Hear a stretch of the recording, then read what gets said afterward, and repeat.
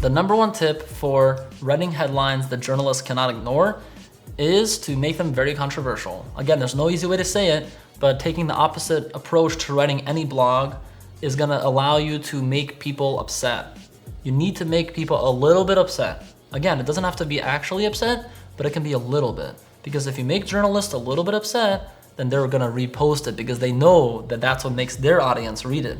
So by actually making people upset, you're gonna make people happy because those people that you need to make happy are the journalists. And ultimately, if you make an article that's gonna promote your company in a press release, you better believe that the headline is important. So here's my formula for regardless of what industry you're in. This is like the way that I think of writing headlines for like news articles that you're trying to promote your business in.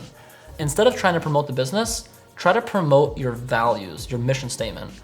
Here's how marketing.com helps businesses fix their lead generation and get more leads with SEO. That's an example of a bad title for New York Times because it's not relevant. It's too specific. It's not good. It's way too specific, and most people don't know what SEO is unless they're in the SEO space or unless they're a business trying to get SEO.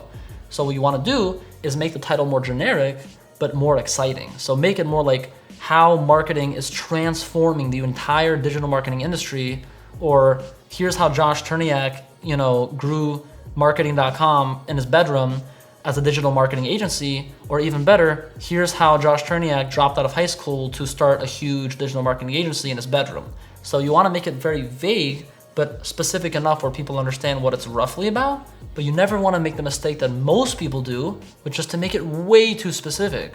Like if I were to make this course that you're watching right now, if I were to make it titled, how do you make a website get indexed? No one's gonna understand what that means unless you know what indexing is. But if I make it search engine optimization, here's the ultimate crash course, you're more likely to understand that even without buying the course or even without buying it yet, you might think that it's just about SEO in general. You're not gonna think it's just about indexing. Same thing with articles. You'd be surprised, but even though this is common sense, lots of people mess it up and they do a press release, they spend tons of money, and yet the article ends up coming out way too specific. Keep it generic, but also exciting. That's my number one tip for making sure that you have the best formula for writing a headline, and journalists are not gonna ignore it because it's not gonna be too specific, and you might even get other websites to repost it because it's not too specific.